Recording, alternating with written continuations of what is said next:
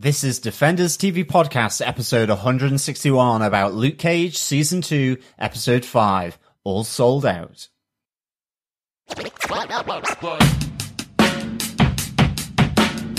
I'm holding back?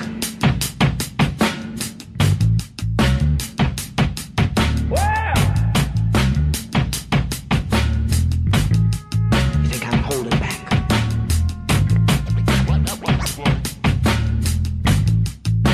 I'm out to save you.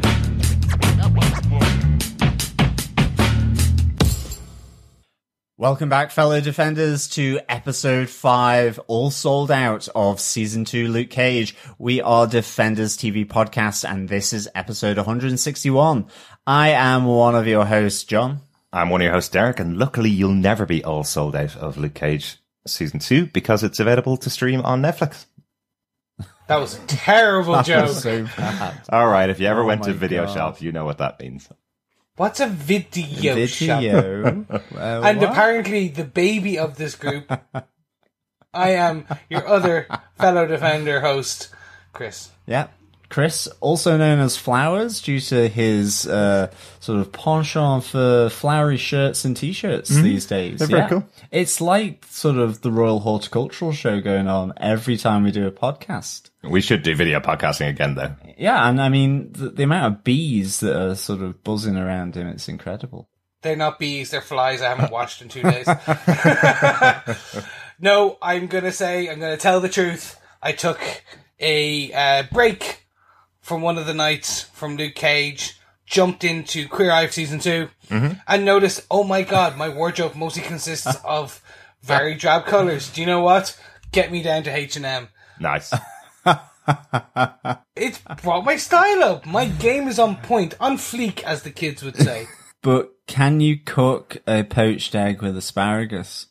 And have you filled every part of your house with IKEA, but made it look cool? Yes, he is also a hipster, John. So yes and yes. I have the beard to prove it. Yes. And the actual beard wax and moulding styles to prove it. Absolutely. Well, you've got to take care of your personal business. Absolutely. And of course, an important part of your daily routine is Defenders TV Podcast. So I think we should get on with our spoiler-filled review.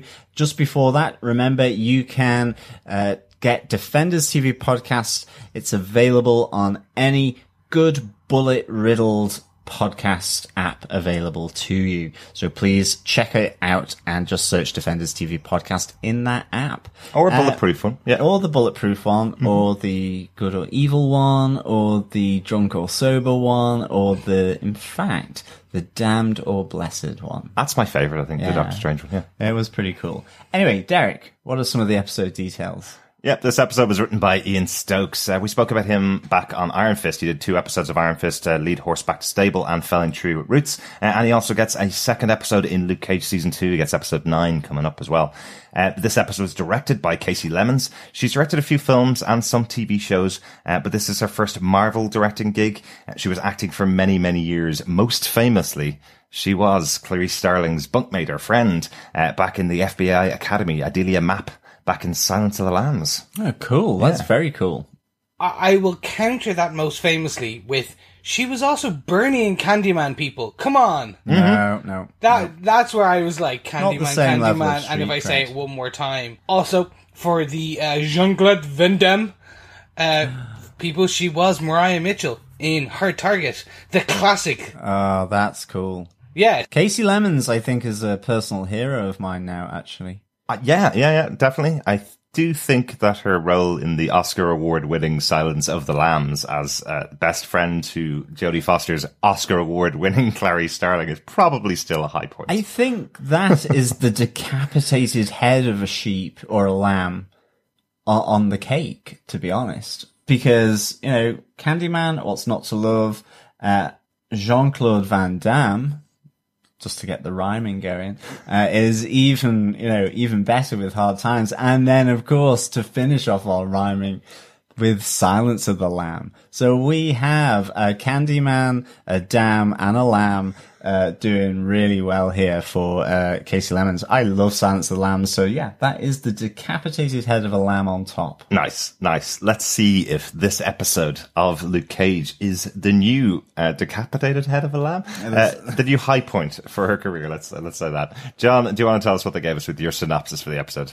Sure. Luke Cage is sued by Cockroach after his beatdown at his hands. With Foggy Nelson as his attorney, they both agree to settle out of court with damages of $100,000. Desperate to drum up quick cash for the settlement, Luke accepts an offer from a superfan, the broker Raymond Piranha Jones, as he celebrates the successful merger between Atreus Plastics and Glen Industries. Meanwhile, Misty Knight starts to get to grips with her new robotic arm from Rand Enterprises. To help Luke out, she investigates Dontrelle Cockroach Hamilton further, only to later find him decapitated in his apartment. In downtown Harlem, Mariah Dillard uses her windfall to open her Family First Center and invites Tilda to join the new, legitimate family business. However, there is talk of the disappearance of Atreus CEO Mike Higgins, and Shades begins to notice the absence of one of his henchmen, Ray. As Mariah holds the opening ceremony for her center and Piranha's party starts up, both are gatecrashed by Bushmaster. As Luke prevents the kidnap of Piranha by the Stylers, Mariah cuts the red ribbon, only to be served with a red message threefold. Ooh, nice. I think we all might be a little bit giddy on this episode, and I think that's because this seems to be a little bit more of the comedy of Luke Cage coming out in this episode. I think there's a little bit more of the fun side of Luke Cage throughout this episode. What do you think? Definitely, I think there's some lighter moments in here, and I think that's really courtesy of Piranha. And obviously Luke having to get this cash to pay off and settle out of court with Cockroach. And it was pretty good. I enjoyed it, but still there's some pretty dark aspects to this episode, especially with the ending, which is fantastic. Of course. But I think there is a little bit of a lightness in the Marvel comics with Luke Cage sometimes. It gets a little bit lost when you have a series as serious as the show has been in the past. So kind of nice to see some of the humorous elements coming in. Will we get into bullet point number 1? Definitely. Cockroach presses charges. Yeah, so the end of episode 4 there, we have some guys serving Luke Cage with the court papers, only for us to find out that it is this despicable Cockroach, as he is really acting up here in the lawyer's offices. Which lawyer is that, we ask? It is good old Foggy Nelson. Franklin Foggy Nelson. Yeah. And I like that Luke is actually calling him Foggy here. Yeah, he's our avocado in law, and so he is now our second Claire Temple. He is our second connective tissue across these. And it was great to see him in Defenders getting Luke out, seeing him in the last Jessica Jones season. It was great to have him and see him in these different points because it makes sense. They're connected, but additionally, they're united in grief. And that's one of the bits I like that is being kind of brought out here, where he starts going, I'm not an advocate of this, but I'd suggest you wear a mask. Yes. And you get this fantastic quote from Luke, i.e. Mike Colter going, I'm 6'3", black and bulletproof, what's a mask gonna do? I was just like, oh my god, do you know what? They should have had a montage there where he's trying on like different masks and things like that, and everyone's just like, it's you.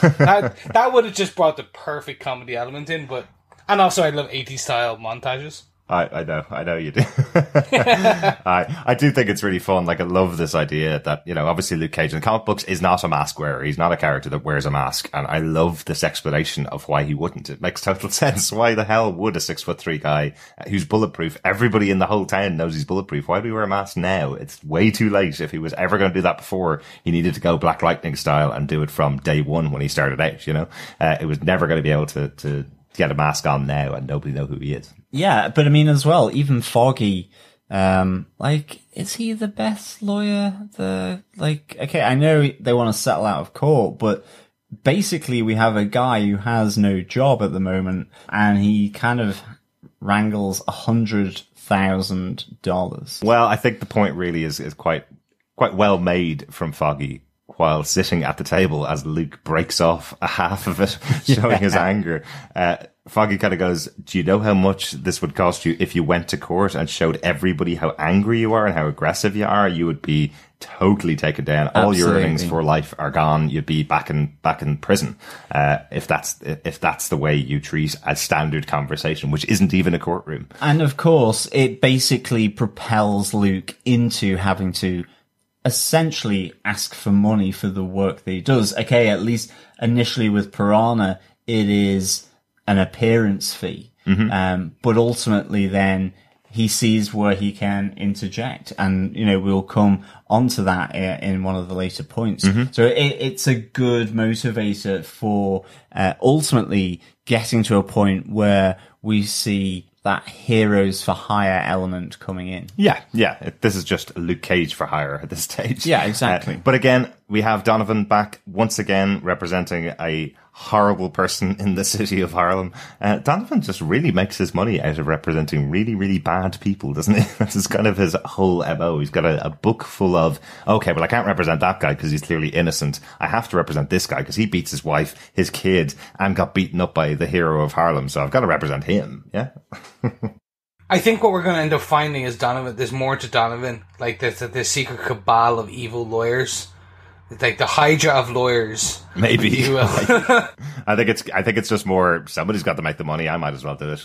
He always seems to get his money out of it, But really great to see Foggy Nelson working with Luke Cage again. I kind of like their new relationship. This idea where Foggy's kind of trying to play up to Luke a little bit, telling him he does have it in his past. He has a bit of a rap fan in him. I love that effectively he mistakes Luke being shocked at the fact that he's a rap fan with Luke being disapproving that he's a rap fan, if that makes sense. So he tries to make it up a little bit more to him, going, oh, I've got a hoodie in my closet. I used to wear a hoodie when I was in college, kind of thing. He's still trying to make it up to Luke, and Luke's just looking at him going, I don't care what type of music you listen to. You're not my type of guy. We're not going to hang out. We're not friends. Can you just sort out this problem, basically? But I hope they do become Of course they're going to be. I actually thought for a second, before they signaled the $100,000, in my head, I was 100% they were going to ask for Pop's barbershop. Right. Because, okay, yes, money is a good thing, but based on everything that's going wrong for Luke, I was like, they'll ask for Pops and he'll lose Pops. He'll be homeless. The homeless hero for hire, if you will. Yeah. And don't we find out in this episode that actually he will be homeless in a few weeks' time? He's only able to stay in Pops for about 2 or 3 more weeks because there's a couple of weeks left on the lease, is what he tells to Misty. So that's not his home. He's not. If Pops was around, he'd be told to take a hotel room. He's not supposed to be living there. He's just there because he has nowhere else to go right now. So he is kind of homeless.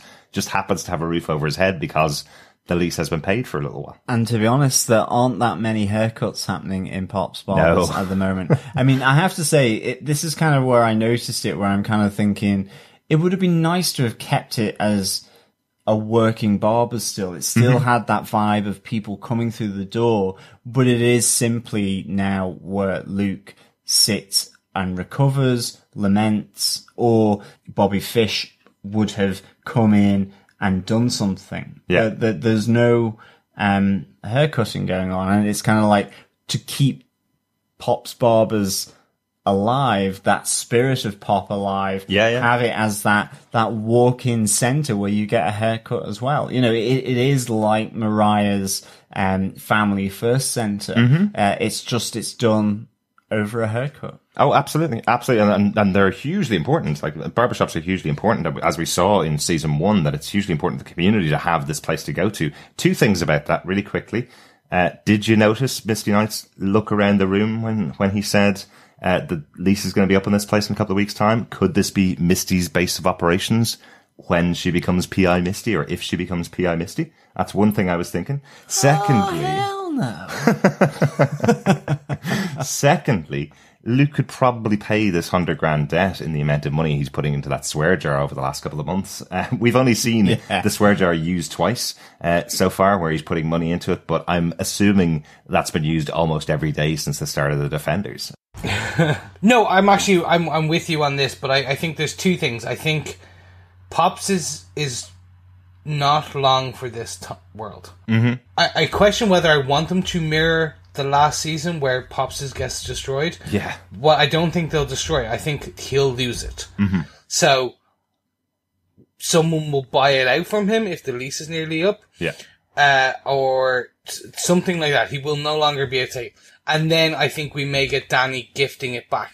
That being said, wasn't it in Power Man? Wasn't his original headquarters like an old cinema?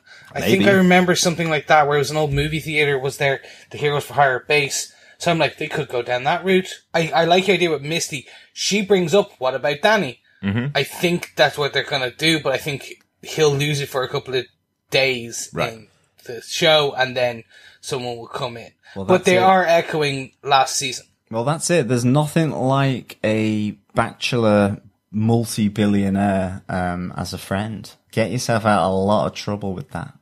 Well, maybe, but Luke's never going to ask him for money. There's no way. That's never going to be on his side.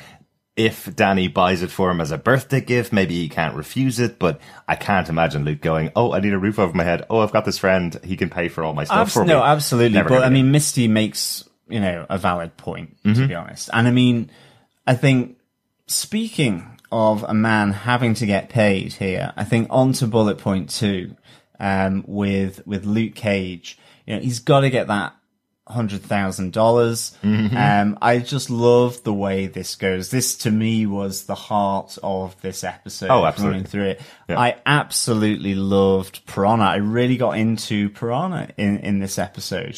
He's kind of being this sleazeball up in Mariah's office or having a drink with Mariah. You're kind of thinking he's dodgy. But then we get to meet the man. He's this huge Luke Cage super fan. He's got all this memorabilia.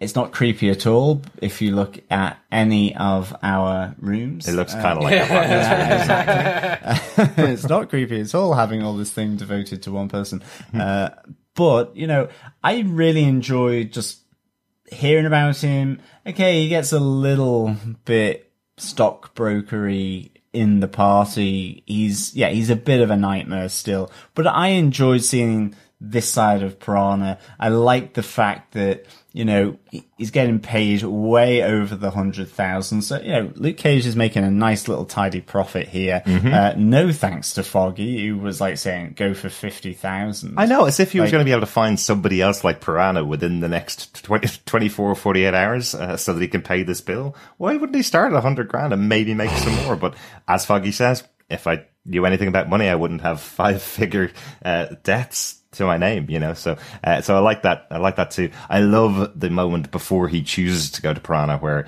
Luke is going through all of his other options, which is just hilarious. Firstly, Foggy calls him up and he goes, right, I won't do porn. I'm not an escort. I'm not going to do that. And Foggy's kind of going, I wasn't thinking about that at all, Then there's the TV show, the reality show that possibly Luke could be part of, which is Bulletproof versus the Beast. And they want him to fight a shark as part of the season finale. Absolutely hilarious stuff. And then unfortunately we hear that the Nike deal has fallen through. What we saw back in episode 2, that there was a Nike scout out there looking for somebody to sponsor. That deal has fallen through because of him getting knocked out by Bushmaster. So that's sort of that side of his life out, unfortunately. And he makes the call to see if he can go play professional sports. And quite obviously, the NFL are kind of going, well, if you play for us, then we're going to have other superheroes on the other NFL teams, because we can't have just one superhero on one team. That wouldn't be very fair. So yeah, see that. I'm assuming we're all in agreement we want to see Luke fight a shark, but starting with what was it? Starting with a honey badger. Yes, a honey badger. Yeah, that would be cool. I want to see Mike Colter fight a honey badger. Well, Luke Cage, maybe not Mike Colter. I don't think he has any kind of superpowers. But we could have seen him fight a piranha, of course, in this episode, because again, we have the reference to the shark from Piranha, where he's like, Wall Street is made up of sharks. Although I always thought it was wolves in terms of the Wolf of Wall Street, yeah. But I've heard shocked. And again, this was a nice moment where he's like, I learned everything from my dad, keep a small operation, but we're successful. It's still probably as dodgy as hell, but nonetheless, I kind of liked the whole thing. I loved his assistant as well that welcomes Luke in and then gives him, this package. And I have to say, I thought it was going to be the tiara and the 70s Luke Cage vibe outfit again. And instead it's a fairly trendy Carhartt green hoodie. Full of bullet holes already, though, is the problem, isn't it? But it is very similar to his regular Carhartt hoodies that he's been wearing all the way through the season. It's just the one with the yellow trim on it that he got shot in last season. But yes, she is the most polite personal assistant ever. I love the, he said you'd say that. It's in your contract. Really, really good moments in there. But yeah, we see the party when Luke has to come along. I love his reaction to having to cosplay. As you say, John, his really bad reaction to being told what to wear is a good little moment there. But then he starts getting treated like a pet as the party goes on. There is a nice moment, at least, to save Mike Colter's career at signing at conventions. When someone comes up and tells him how much Luke Cage means to her, he does sign willingly, really happily, signs for her. Everybody else at the party that just walks up and starts taking selfies of him, he seems to just want to push them out of the way. Smashing bottles over his head. Yeah. They really want to test that bulletproofness. Absolutely. Absolutely. That was really tough. And then it turns into a YouTube video, effectively, that this guy was allowed to smash a bottle over Luke Cage's head. Yeah, but I think the interesting thing here as well is ultimately the party gets hijacked here. But leading up to that, we're kind of being told that the Jamaicans have gone quiet in Harlem and in Brooklyn. And of course, in the previous episode, we see that warehouse, everyone's moved out of there. But there's this sense that Bushmaster and his crew, that they've all kind of abandoned Harlem. They've moved out. Mariah thinks that ultimately he's gone back to Jamaica after visiting her. But then this is where we get that moment, where a lot of different clues spread liberally through this episode, begin to sort of show themselves, as the Stylers or the Yardies make their move against Piranha. They want to kidnap him. Yeah, I really enjoyed the overall kind of bar party scene. We get our obligatory reference to the green guy. Even if the on ice in the last episode was not a direct reference to Captain America, this definitely was a direct reference to the Hulk. Yes, it was. But it's also interesting to know, if we think about it, the Hulk hasn't been seen in like 2 years since Ultron. Basically, they're good to know that people still think about the Hulk. Oh yeah, even though he's Ragnaroking it up. Well, New Yorkers definitely, he had a big impact on them. So from the incident many years ago. So yeah, what I didn't like was Piranha straight at the end with the gun. Like that was really just like, you're gonna hurt someone, and then he basically calls him, "You're my pet," something along like that. I was like, oh my god, Luke Cage is just gonna finger tap him again. Like, it's just gonna be like, dink, you're down. But I know what he meant. Like, you can see there was that 1 second, and then I really enjoyed that piece where it's like, you have the two Jamaicans. We've only ever seen one Jamaican to that point in the party, and then suddenly a second one comes out of everywhere. Although, why does it take Luke so long to get down the stairs? So we see Piranha getting pulled out by the two Jamaicans, and it's taking a bit of time. They get out, and Luke looks around, then runs after them. And then they're really quickly out the door and into the car, and it's like, Luke, did you run up the stairs and then back down the stairs? No, I think there's that moment when Luke and Shades team up to protect everybody else that's at the party from the other people that are attacking, the other people that are shooting, right? Isn't that the scene you're talking about? Yeah, that's what I thought. I thought they kind of had, immediately just put their differences to one side just to either protect themselves and then also to protect the other guests at the party. And while that's happening, Piranha's being taken outside. Okay. So Luke catches up because everybody in the party is pretty much safe by the time he's leaving. Okay, I suppose the way I saw it was Piranha yells for Luke. Luke looks around. Shades takes out the other person. Mm-hmm. Cuts to people, the two guys pulling Piranha outside. Yeah. And I'm like, well, Luke pretty much could have just taken off after Shades takes care of that guy. I see your point. I see what they were going for. But in my head, I'm like, Luke just like walked. He casually strolled down the stairs. I think also that might have been a little bit of it. Remember, he was used as a bouncer by this guy earlier on while he went up with two women to have some coffee. A shot was taken at him on stage, and the gun was being offered to everybody else in the crowd. I think he slightly didn't care what happened to Piranha, but because it was the Jamaicans taking Piranha, then he kind of had to go after him. So I think he was slightly more leisurely than he might have been if, say, Misty had been kidnapped by the Jamaicans. Possibly. Maybe he was kind of going, Piranha might be dead by the end of the stairs, but at least I can get the Jamaicans quickly, you know?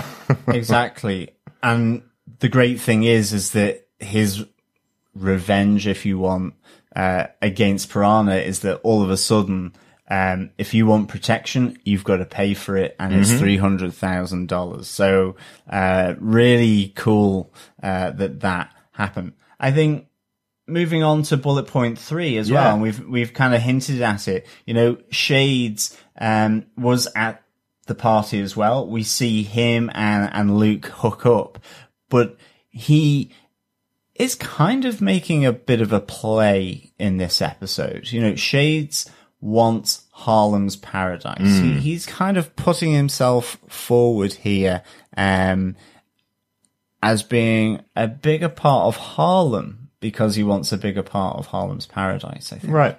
It suddenly seems that with this merger going through and the idea of all this money, that Mariah and Shades' objectives, what they actually want, are kind of diverging slightly here. And Shades almost doesn't want to leave that part of his life that he's built up to some extent. Yeah.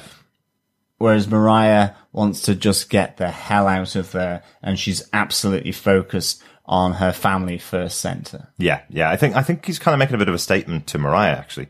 I think he's kind of saying to her, if you want out of the life, well, give me Harlem's paradise. There is drug connections here. There are gang connections here. I'm taking this. If you really want to get away, then you do this step.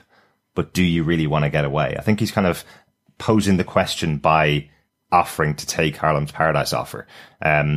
It's almost like, I know she won't leave me, but if she does give up Harlem's paradise, then I know she's serious about moving out of the life. Yeah, I can kind of see where you're coming from that. Yeah, no, I do. Yeah. I don't think he really wants it. I think he's just saying to her almost as a test, if you want to give up on me, and you want to give up on our relationship, and you want to give up on the life, then you also have to give up on Harlem's paradise, which he knows she's probably not willing to do. Yeah, it's laying down the gauntlet to make the absolute definitive choice. Exactly. What does she want to do? Yeah. Yeah, I was surprised she said no. Oh, really? Because in theory, it's giving her the best of both worlds. Shades takes the shady side of the business. She goes into the light side of the business. Which I thought that's the way they were going. I think Shades wants paradise because he does feel such a connection to it and to the community and things like that. I think when they lose paradise based on her putting it up as collateral, that will strain things even more because they lose then the connection to the life. They're losing their lieutenants. They've lost their gun business. Yeah. Harlem will no longer be theirs. And after what happens later on in the episode, even the light side of Harlem may not be theirs. Yeah. So it's starting to get, how much can you strain a king and queen's relationship before it breaks? And I think what they're trying to do is, Shades thought they were going to be king and queen of Harlem. They would rule the underworld of Harlem together. We get all that lovely imagery again in front of the painting and things like that. Yeah. And I think what we're seeing throughout this 5 episodes is Mariah's Queen Bee. She does not consider Shades her king. Maybe consort, but not Kim. Right. Like, she's still ordering him and telling him when to go, what to do, blah, blah, but then she ropes him back in, and the kind of knowing that there is a relationship there. Yeah. So, that's what Shades thought. I think she'll break, and I think that will come out, and that will cause the full split. Yeah, absolutely. Like, she'll be like, I was the queen, you are nothing, you are my bodyguard. Like, she'll do that tirade at him, and that will then take another piece from the Stokes. Maybe. I've just never thought that she'd give up Harlem's Paradise. I never thought that was on the table for her. She's spoken in the last episode about how much of the history of the Stokes is involved in this. And regardless of the fact that she doesn't want to be called Mariah Stokes, that is still in her DNA. She talks about it so prophetically almost in the later scene we're going to talk about. She talks about the history of the Stokes family and what got her to this point. And I feel like Harlem's Paradise, yeah, there are backroom dealings in there, but the actual club itself is a highlight in Harlem. It's a centre, it's a hub of Harlem, much like the barbershop was, as we mentioned earlier on. It's something that people come to and flock to, and she's very proud of it. And I feel like it's one of the only things of the Stokes history that she's kind of proud of, that it's been there so long and she'd never wanted out of her family. So the only way that Hanan could have gotten this is if he got down on one knee and said, if we get married, can I also buy the club from you? I think that would be kind of it, that it would still stay within the family. She's never going to sign this over to somebody else. But she did kind of sign over Harlem's Paradise to Piranha as part of the deal for the stocks and shares that she got. So maybe she's put it on a little bit of a dangerous, precarious place. But as we mentioned before, she doesn't feel this deal is dangerous or precarious. She may feel if she signs it over to Shades that it's more dangerous to give it to him or sign it over to him than it is just to put it on a little bit of a gamble. Yeah, I mean, she put it on as collateral, so it's the value of that club set against what she needs to borrow. So she's not sold it, but it's at risk if there is money owed. And I suppose that's the thing. You know, the last episode, we kind of got the sense that, you know, Shades was not trusting of Piranha, and you know, was this money real? Was this paper money that Piranha was promising to Mariah absolutely real? The sense I got from this episode was that it was more real than it had been previously. That maybe she had cashed some of that in. It was the fact that Piranha was doing this big party at his office. It wasn't like suddenly he was one of the people that had disappeared, you know. So we see that Mike Higgins, the CEO of Atreus Plastics, after this deal, has disappeared. Yeah. But Piranha hasn't. So I don't know. I kind of got that sense that there's maybe a bit of money coming from this deal that she is actually seeing, because as well, she's put some of it would seem, into the center that she's looking to open in terms of the Family First program. So it's kind of interesting, but I still think it's not a done deal. Because I think that is exactly where Bushmaster and his right-hand man are going for, given the little birdie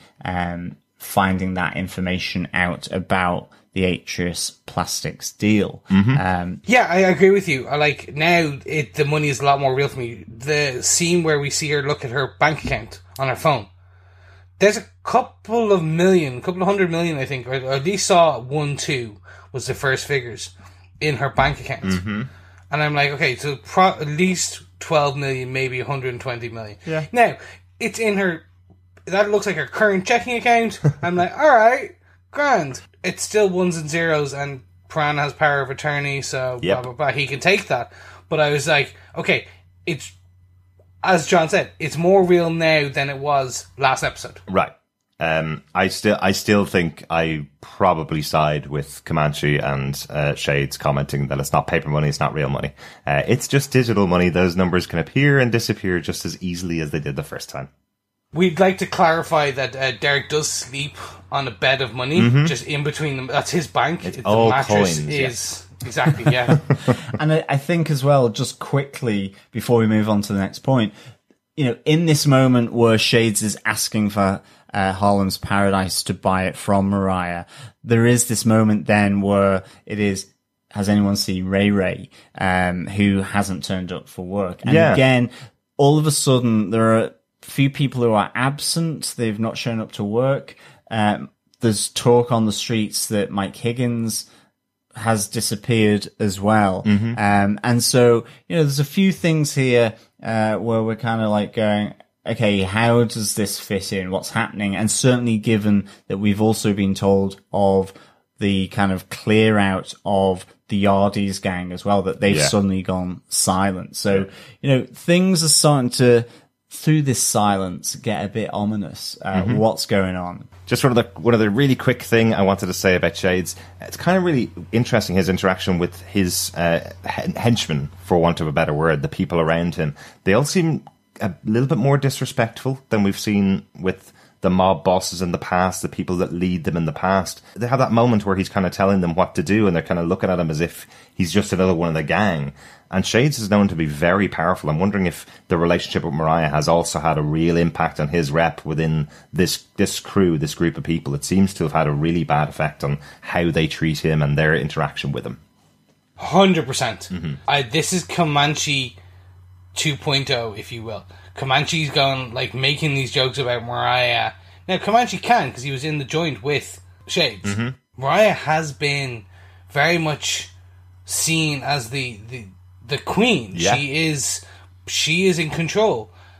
Shades now is just another henchman, and that's kind of what we're seeing, that his power is being eroded by this. But it even feels worse than that. It even feels like he's been pushed down the rung even further than any other leader of this kind of crew. You'd expect he's giving orders, regardless of the fact that Mariah's above him or beside him. He's still giving orders to this group who seem to be just disrespecting him now. But I even think it's that Shades can't maybe handle the separation that Mariah makes in her life, in that, she's still kind of up with him in the bar, but then she needs that separation from that part of her life with regards to her centre that she's about to open in Harlem. Absolutely. In that she wouldn't expect Shades to be there because it would pose too many questions.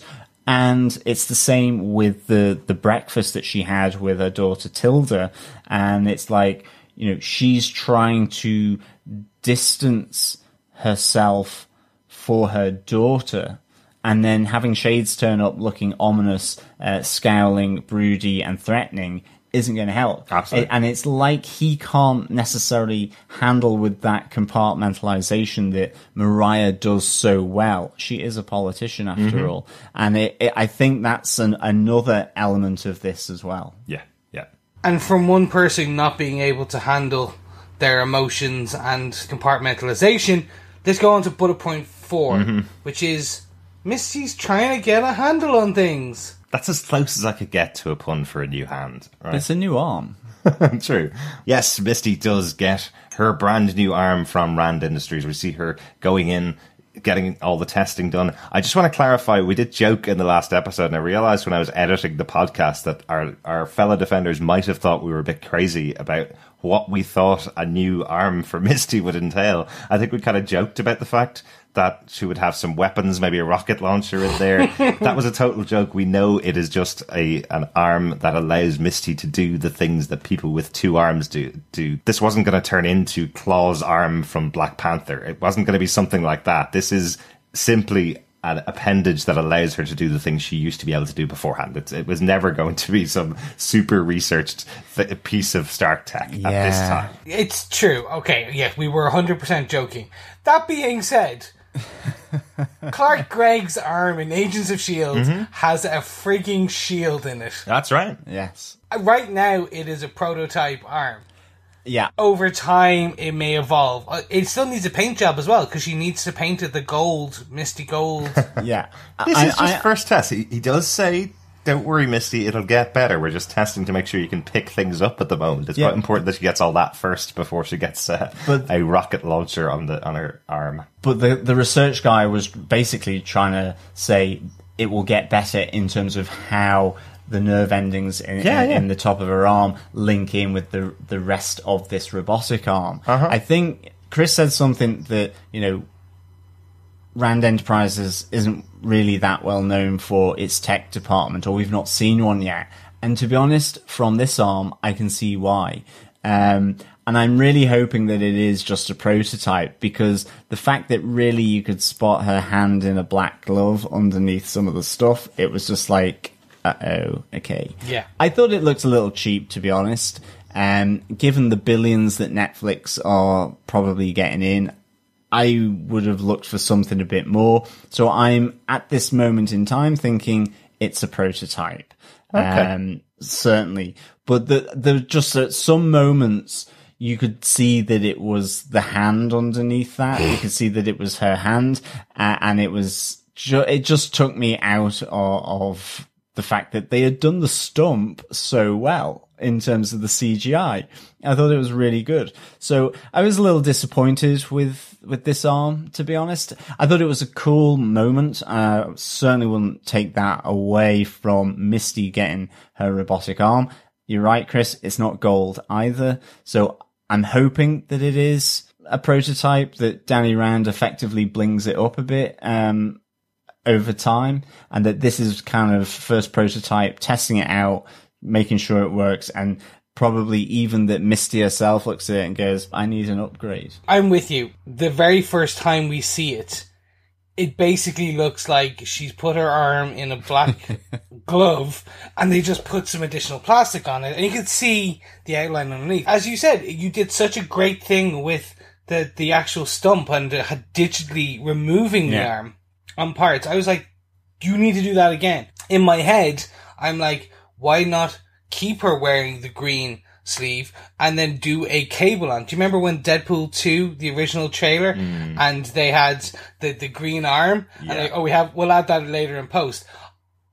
That, I was expecting a Deadpool 2 level cable arm. That was an $80 million movie. That's a little more expensive than a TV show on Netflix. I said to a degree. To a degree. I mean, Like, I think it's better looking than any prosthetic arm I have ever seen in real life. Yes, because it's not a real prosthetic arm. It doesn't actually really need to function. But Well, I think what we're looking at is the gradient above what we see in real life and what we see when in this show there is a company that has billions and billions of dollars, and some of it's being directed towards making a prosthetic arm for Misty Knight in the show. But I think you're right. I think we will have this arm replaced in future. I think all this, once again, this is about the emotion of Misty having that moment where she's able to pick up a cup of coffee again. As she says, I hope it does a lot more than this in future, because I need something more. I need to be able to write with this thing. I'm a righty. I need to be able to play basketball again in future. You know, that kind of stuff I think we're going to see as the episodes go on. But again, I'm really happy to see this in episode 5. I have known we were going to get the arm this season, early leaks of photographs, but once again, I had thought this was going to be something that was going to happen in episode 12, episode 13 of the season. This arm was going to come out. So it coming out this early in the season does make me feel we're going to get upgrades. We're going to get a different version of it by the end of the season. I mean, I hope so, but I really enjoyed Misty and the way Simone Missick, you know, her portrayal of getting that movement back was absolutely fantastic. As I say, it just then suddenly took me out the moment because I could see the hand. And I think you're right, yeah. But SFX these days, you know, you see it with Agents of S.H.I.E.L.D., you can see it with Gotham. They can do really good stuff within the budget of a TV production. So I don't think that's an excuse, to be honest. But I really like the fact that she got her moment with her robotic arm. And that was really, really cool. And seeing that moment, as I say, where she's picking up the mug, she's now kind of getting full movement. You see her getting better and better. And then, you know, we have this also fantastic element of Misty's storyline in this episode where, you know, she's getting really guilty, because of Scarf and him planting stuff. You know, she's starting to question her involvement with his investigations. Did she really know at the time? Was she then complicit? And it all comes back because, you know, she's sat there, she's hearing that Luke has been taken to court, or is at least having to settle out of court because of Cockroach, suing him. And then when she goes to confront him, you know, at the end of the day, Cockroach is a cocky little bastard. He's just being so smug towards that. And, you know, she's just completely pissed off there as well that, she may have been complicit in the fact that, you know, he's out now, he is suing her friend, and, you know, he has the nerve, the gall to sit there and really just give her back chat straight to her face. And our second big cameo for this episode, or guest star for this episode, really, is Frank Wally. Great to see him back after season 1. I really wasn't expecting this. I like that they've done this as flashbacks for Misty. It's good to keep that concept of how she was in the previous season and how she was in the past in the Harlem PD, how she learned to do what she does. Scarf obviously had a huge influence on her because she was his partner for so long. But I like how they played this. I like how the scenes played out between the two of them. Where, again, as always with Scarf, it does feel like he's saying the right thing and doing the right thing with Misty, and then he just has that moment. We see the actual impact of his son killing himself with Scarf's gun. We see the impact that had in Scarf and the change it had in him. That's the reason why he went over the edge and started just going out to make the money for himself rather than doing what the police wanted him to do.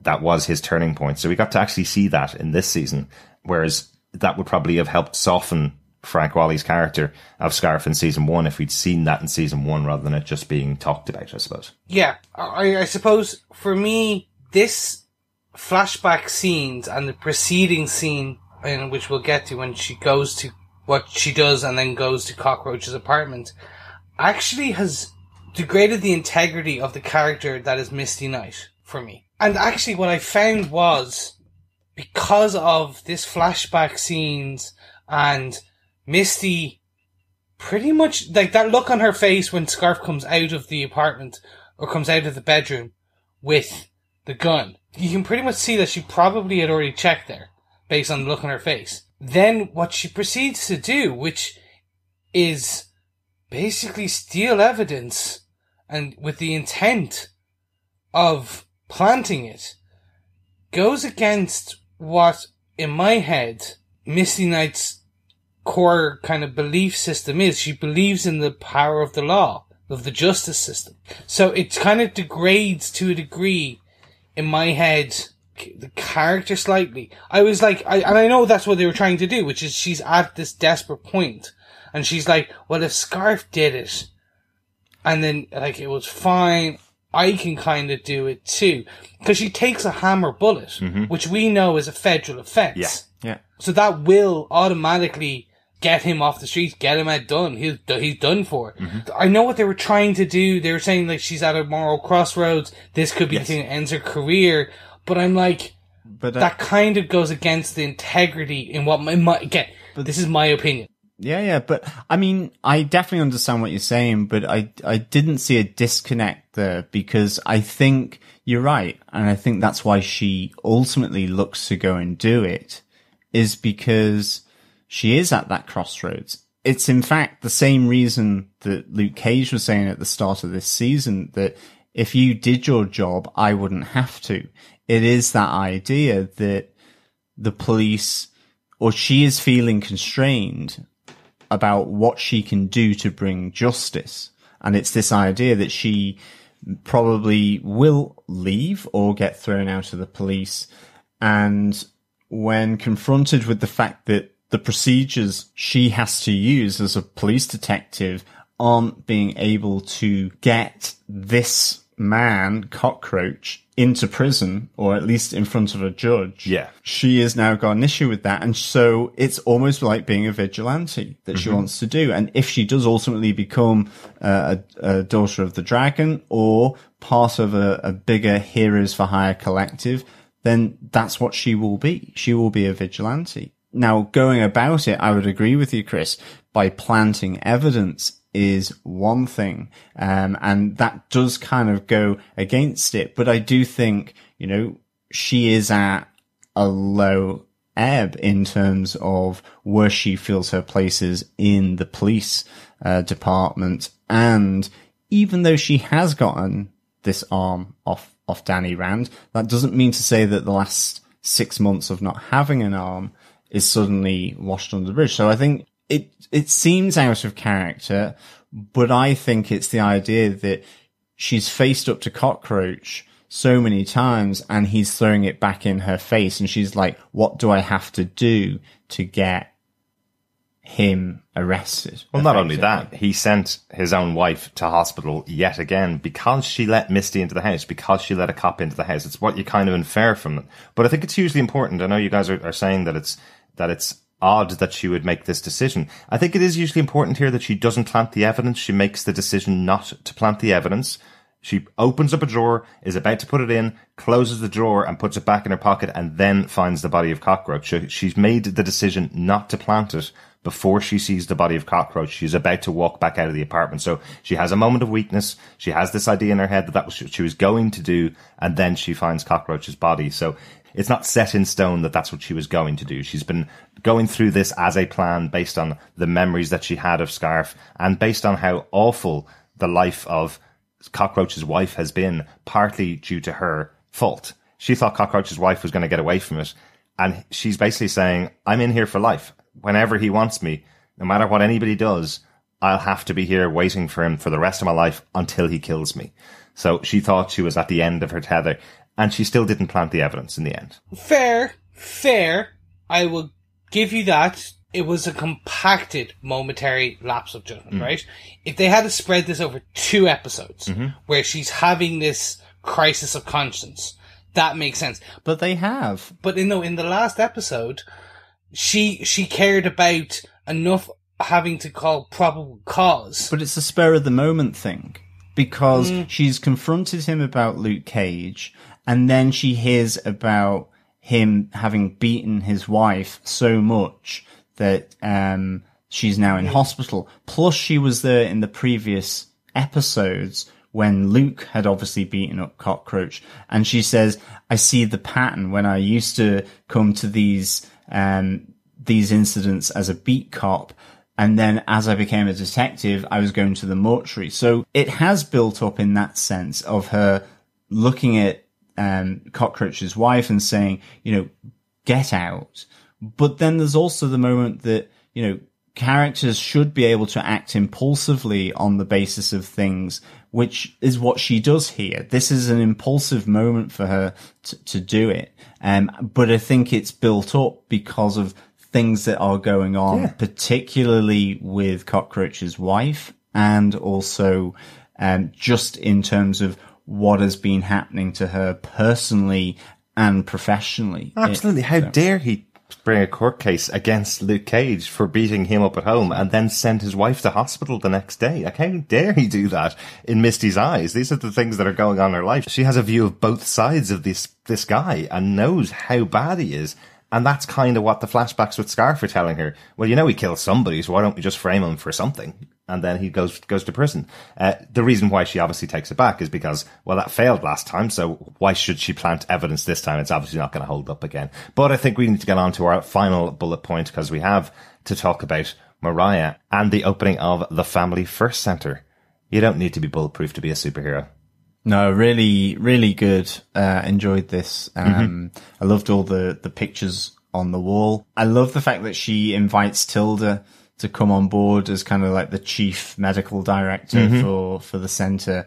But Tilda really kind of steps back. But I think Mariah has just a great speech here where she's speaking to Tilda, saying that, yes, Mama Mabel, she had hookers and the brothel. She was trafficking in people and in sex, but across the full course, or from her Aunt Mabel before her mum through to Mariah and so on, and now through to Tilda, that there is this growth. Isn't this the American way? That Absolutely. We've gone from this maybe seedy past, but ultimately it's to get to this place where it's not, and ultimately at the end of it, it's about empowering people, empowering women in different ways at different times. I mean, I'm not saying it's right. I'm just saying it's at different times. Yeah. And it is that comment from Mariah, that actual statement from Mariah where she says, why look at our dark past when we should be looking forward to our bright future?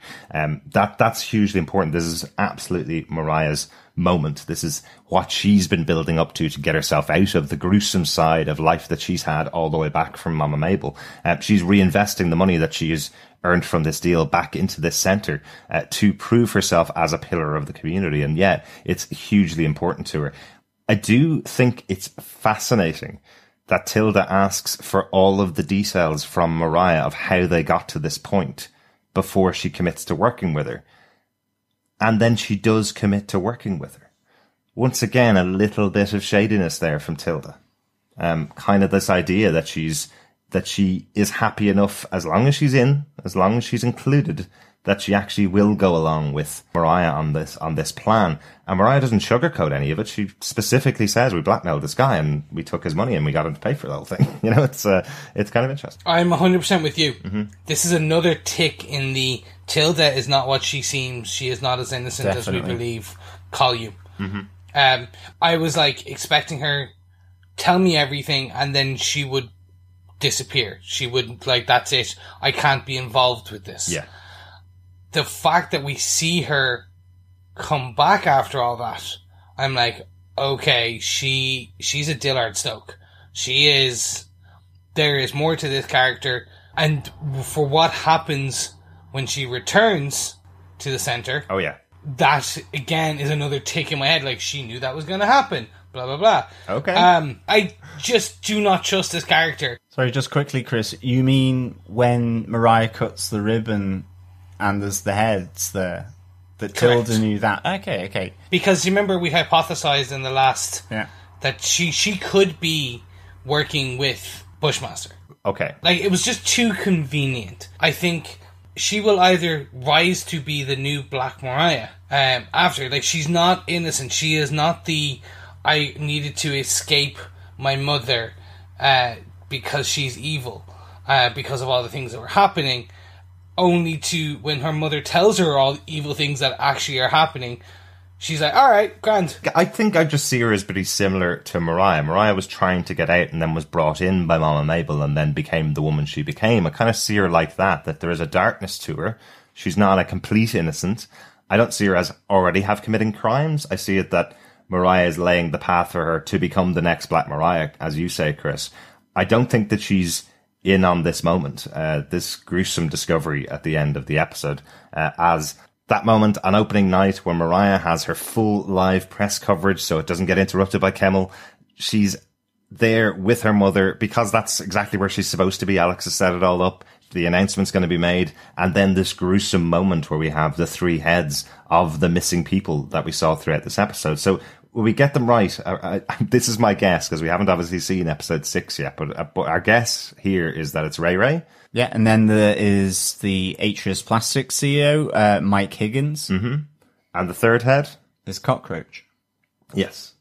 So basically they are taking down all the additional aspects of the Stokes underworld, of the Mariah's underworld. And planting them right there on live TV for the launch of Mariah's new centre. Yeah, whilst at the same time, obviously trying to kidnap the one guy who has power of attorney over the money that has just been made or allegedly made from this deal between Glen Industries and Atreus. Yeah. Cool plan. Yeah, it was great. It's how do you take down the dark side and the light side of Mariah in one fell swoop? Mm-hmm.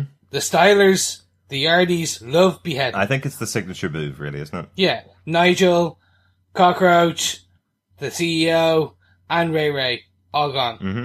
Plus, we have other missing people. I believe there was someone else as well, outside of Ray Ray. I think there's someone missing.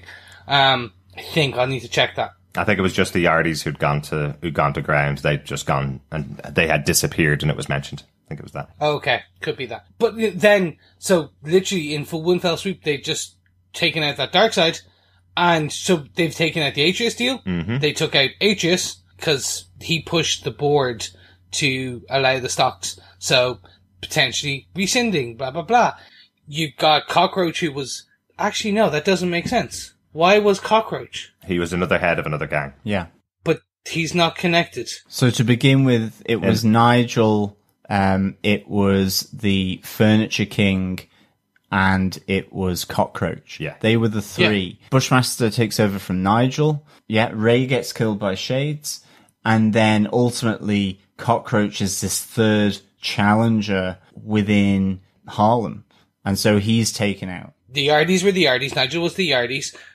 Cockroach was the up-and-comer. Mm-hmm. And Arturo was the heroin king of the Latin American gang. Mm-hmm. So the Yardies got the gun business, which Mariah was trying to sell, to these other rival gangs. And the heroin team is no more because their head has been killed.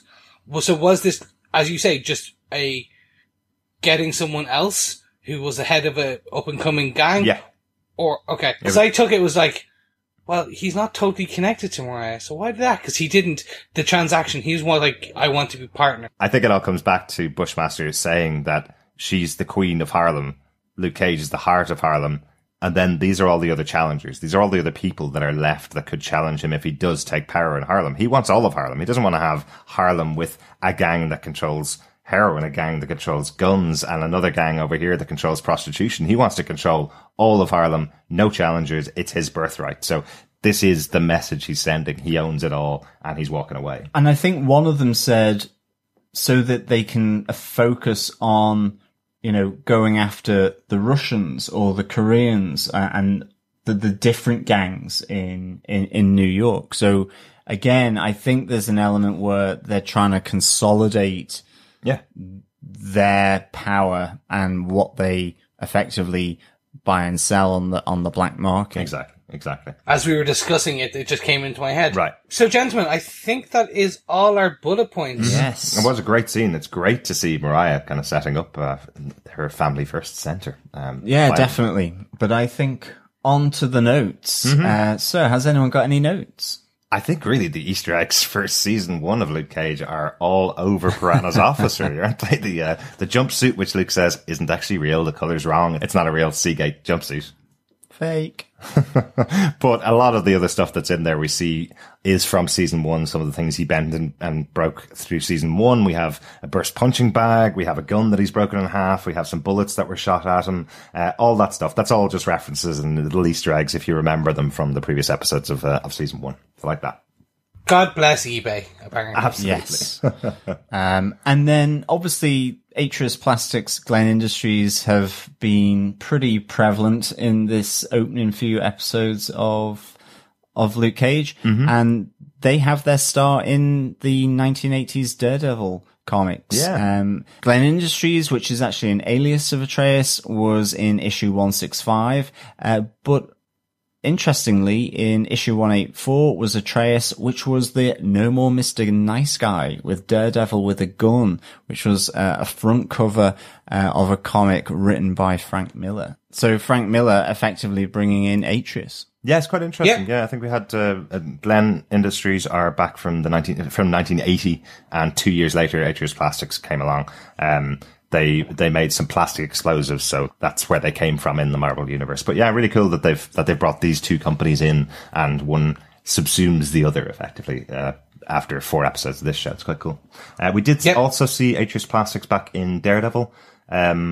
There was a truck that was driven trying to save Kingpin at the end of season 1. That was an Atreus Plastics truck. Yes. So we have seen them. They have existed in the world before as well. So yeah, and I like the fact that they're using the Hammer logo. We see the Hammer logo in this one as well. Obviously, they cannot get Hammer himself to come into this Netflix, so I like that they are using some of the other ones, the Roxhams, in the subsidiaries, the other evil corporations.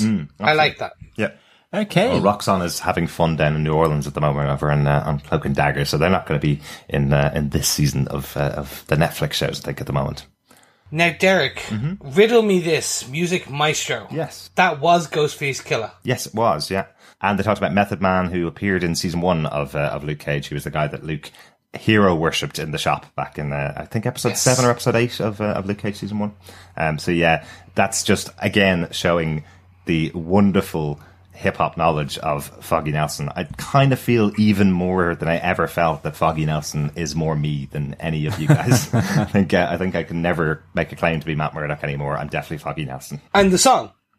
The song was the Sure Shot, a song that he did a couple of years ago, but it does have a line in it about a black superhero like Luke Cage. So I think it's just a little reference there, like that Luke Cage says he wrote this one about me, which I think is connected to him writing it about the comic book Luke Cage, but not obviously about the TV show Luke Cage. The song was written before the series premiered in the first place. We will get a lot more musical appearances later on in the season and some brand new original tracks, but this was just a live version of Sure Shot that we saw in this episode. Cool song though. Yeah, 100%. Thank you, Music Maestro. Gentlemen, is that all of our notes for this episode? Yes, I think it is. So, with that, onto the defends. Derek, do you defend episode 5 of Luke Cage, All Sold Out? I absolutely defend this episode. I thought this episode was great fun. Really enjoyed it. There's lots of really good fun moments. I mentioned it during the episode. I think it's important that we see these types of episodes for Luke Cage because we're going to start to bridge him in with a character like Iron Fist, Danny Rand in future. He can't always be serious all the time. He has to have a bit of fun at times. In the past, in the comic books, his idea of being the hero for hire, it doesn't always work out. He also has to be a hero as well. He doesn't just take payment and get things done. Sometimes that payment falls through. Sometimes he has to do things that he wasn't expecting to do for that payment. So I like that they play on that and have a bit of fun within this episode. I think that's the core of the episode. But there is some other cool stuff, some gruesome stuff in there, some dark discussions there. Misty's storyline is quite dark with Cockroach's wife. This idea that she feels like she's on an endless treadmill of being beaten up. He goes to prison, comes back out, beats her up again, and eventually she'll die. Is a really dark storyline, so I'm also glad that it was surrounded by some humorous moments as well. Just a bit of levity, I thought was important. Chris, do you defend this episode of Luke Cage? Yes, I do defend this episode. Gents, I'm kind of still in this. This, for me, is really, really good. It's ranking up there in the top 3 now. Of kind of all the seasons that we've seen so far. I am still cautiously optimistic. They're not going to run out of steam so early, but they are running a lot of the storyline. We're in episode 5 and things are already starting to wrap up to a degree. Like Mariah's takedown is 2 episodes away or less, potentially next episode. I want to know where they are going with this, and that's driving me into the next episode. It's driving me. I'm like, I love what you're doing. I was not happy with what I understand what you guys are saying, but I still was not too happy with. I think it's just an internal thing with the Misty piece. So I was a bit like, but after discussing with you, that has softened my disheartenment, if you will. Hey, that's what we're here for. Exactly. That is what this is. This podcast is therapy for me on some of the TV shows where I'm like, I didn't like that. Oh no, actually I do now. So yes, I do defend this episode. I just think that we need to see where they are going. This is either going to be one of the best seasons of Marvel Netflix TV, or after episode 7 it could disintegrate. I want to see how it goes. And on that bombshell disintegration, John, do you defend this episode of Luke Cage, All Sold Out? I do defend this episode of Luke Cage Season 2, All Sold Out. I'd give this 3.5 cocktail heads out of 5. Cocktail heads, I like it. You just need a little wedge of cheese and a bit of pineapple in between, and you've got the party buffet for the opening of the Family First Centre. What about the grapes? It's all about the grapes. It's ham and pineapple. Ham and pineapple, Chris. The head is the grape. It's the metaphorical grape. Nice. Ah, right. You see? Thank you. Yeah, I really enjoyed this episode. Again, I think it's a really strong start to this season. I really enjoyed the Luke and Piranha interaction. I thought it was real fun, as Derek has said. I think it was light. It brought a lightness, and I think with what we've had, certainly with Luke, suddenly being left all alone, it was nice for him to have this distraction, and ultimately lead to being a hero for hire in the defense of Piranha, because wow, Piranha has to pay for it, given that he treated Luke like a pet. Oh, yeah. But I really enjoyed that moment. I thought Luke and Foggy, it was really, really good. And I loved Misty's storyline in here, you know, confronted with Cockroach, and she's been battling with him back and forth over a number of the episodes now, you know, in the hospital bed previously. And of course, with the connection back to the flashbacks of Scarf and what he was doing and whether she felt complicit, you know, he was a dirty cop, and she starts to think about using his methods in order to get justice for Luke, for Cockroach's wife, who's now in hospital. So I thought that battle with herself was really, really good, and that sort of reflection back to her time with Scarf, I thought that was really, really good. I love the fact she got her new robotic arm as well. I really, really enjoyed that, and I think that's a moment that she absolutely had to have. It is a shame it looked a little cheap for me, but I am hoping and hopeful that it is a early prototype, and Danny Rand, aka Marvel Netflix, will spend a whopping amount of money to provide a nice big shiny gold pimped up robotic arm for Misty, like in the comics. And of course that ending with the heads on the spikes, fab. We all like a good head on the spike. Mm-hmm. Game of Thrones do them so well. So. Very Game of Thronesy, very horrible histories, fantastic. So yeah, absolutely defend this episode of Luke Cage. Nice. If anyone from Marvel Netflix is listening and you want to know who to go to do an awesome Misty Knight arm, Cosa FX do all of the effects for Gotham and for Agents of S.H.I.E.L.D. They have a couple of things on file that might be useful to you. Good stuff. Thanks so much, John. I think we need to get on to our feedback for this episode. As we mentioned earlier on, if you want to send us any voicemail at all with your thoughts about this season of Luke Cage, just go over to our website at defenderstvpodcast.com. You can click on the send voicemail button and record your thoughts about the episode, or you can email us at feedback@defenderstvpodcast.com. I've seen a few in the queue for upcoming episodes, for some feedback for later episodes. Thankfully, the writer of those emails has written the number of the episodes that they're talking about. So I haven't read them yet because we haven't seen those episodes. So if you're sending in feedback, make sure you mark it with the episode you're talking about so I don't accidentally read it. Yes, absolutely. Yes, thank you so much. Don't forget, you can also come over to our Facebook group, which is facebook.com/groups/Defenders TV podcast, where we have a spoiler post for every episode where we look for your feedback, much like Alex Anderson did, where he said, "The hero is for hire." Love this episode, especially the end, having Luke being led around the party as Piranha plaything was fun. I also love seeing Foggy again and the secret love for hip-hop. Plus Shades stepping in to help Luke out was a nice twist. Can't wait to see where this goes. I've been finding myself anxiously awaiting Danny's arrival every time Luke is at Pop's and someone opens the door. I feel it's like the writers have been toying with those of us who are waiting the team up, but I'm fine with it.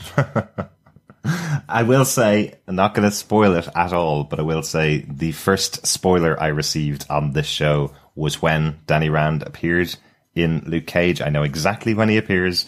I heard about it back in February of this year from the director of the show because she mistakenly put it on Twitter what episode she was directing. So I know exactly when Danny Rand appears. So I'm in a really lucky position that I know it's not this early in the season. So I'm not expecting him to walk in through the door at any time. So I feel quite privileged in that.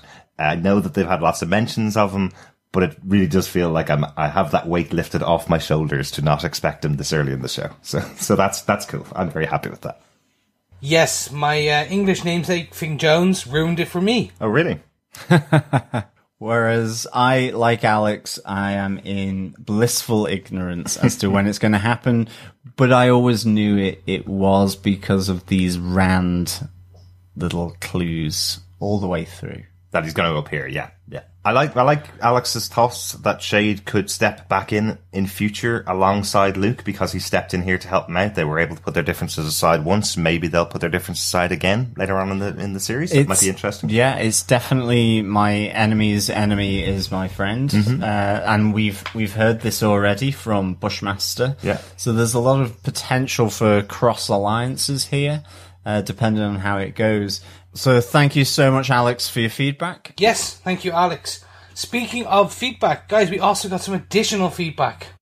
Yeah, we got some follow-up feedback from Jamie Young. She says, just to clarify, I absolutely agree that Claire was justified in wanting space from Luke after what he did to Cockroach and the Wall. I would have kicked him out too. It just feels like she didn't have anything to do anymore now that she's brought the Defenders together. I mean, she didn't just kick Luke out. She left the country. She doesn't have a job and lives in her mom's apartment. New York isn't the kind of place you can survive without a job for very long.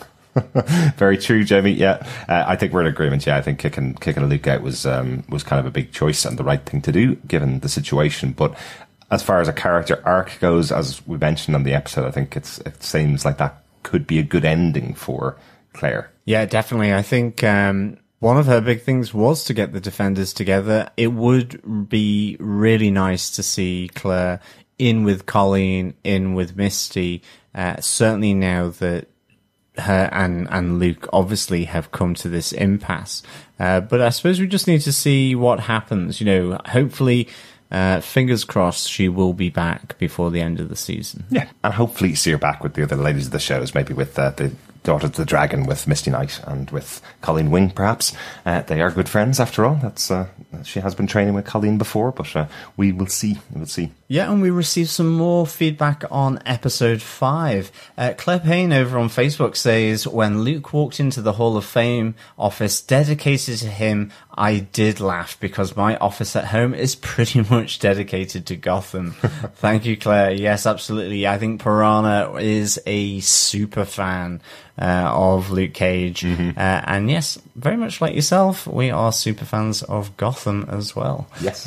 So keep up the good souvenir collection and memorabilia for sure. Absolutely, Claire, yep. Another piece of feedback on episode 5 was from Robert Phillips. He says, the whole Foggy in the court scene, fantastic. The double layer of the styrofoam table comment, it's a bit of a side swipe at Black Lightning, perhaps, and the least believable moment in the entire show so far, Foggy as a hip-hop aficionado. Are you saying that Black Lightning's slightly cheap, Robert? I love Black Lightning this season. It was good fun, and probably a little bit more of a CW budget than the Netflix budget for these shows, I suppose. Yeah, Styrofoam formed an integral part of my childhood, so I'm always a big fan of Styrofoam. Ah, Doctor Who, of course. Exactly. Yes. Jamie Young says, fun fact, the actor who plays Cockroach is Simone Missick's real-life husband, Dorian. Oh, yes. I can only imagine how much fun they had filming their scenes together. I somehow managed to forget Foggy is Luke's attorney, so it never occurred to me that he could have a part in this season. That was a fun surprise. Luke breaking the conference table was so funny. I love Mariah's monologue to Tilda in the clinic. So much raw passion to truly do something good for Harlem while also owning and even defending her family's nefarious legacy. I was quite shocked by the heads on spikes. Bushmaster isn't playing around. Absolutely, he certainly is not. And I wonder if Simone had a little sort of jump at the heart when she sees her decapitated husband. Yeah. Or at least a mannequin that looks like her husband. I presume they didn't actually kill Dorian for this season. No, I'm sure they didn't. But yeah, she threw down some real trash talk, and he did back to her. So maybe this was really cathartic for the two of them, you know? A really good catch, Jamie. I actually remembered that. After recording our episode, I remembered that was her husband because I'd seen it quite early on and then completely forgot to say it in the podcast. So thanks so much for remembering to put that over to us in feedback. Again, if any of our fellow defenders see anything that we may not have mentioned in an episode, please let us know because we do miss little bits and pieces here and there. So thank you so much for all the feedback. It is, as always, very much appreciated. It is great. Everyone joining in, discussing, commenting. So please head on over to any of the platforms where you can join us and discuss with the community on Defenders TV podcasts. And of course, as Mariah Dillard said, share the love and share the podcast. Well, she didn't quite say that last bit, but we're available on any bulletproof or bullet-riddled podcast app. Yes, thank you so much. we'll be back with our review of Luke Cage Season 2, Episode 6, The Basement. Don't know why I did that inflection. It's just I see bass, I want to go low. That'll be on Friday. But guys, don't forget, every Tuesday and Friday, every week, we release podcasts for you to listen to. So just remember to follow us, and one of us will tell you when the latest episode is up and out. Available for you to download. Thank you so much again for all your feedback. Thank you for being the fellow defenders, the support you give us, the conversations that you give us. Keep it coming, because without you guys, we'd literally be talking to each other. Mm-hmm. I love talking to you guys, though. And I love talking to the fellow defenders. Thanks so much for joining us. We'll talk to you again soon. Yeah, as always, fellow defenders, thank you so much for listening, and we'll speak with you again next time. Bye.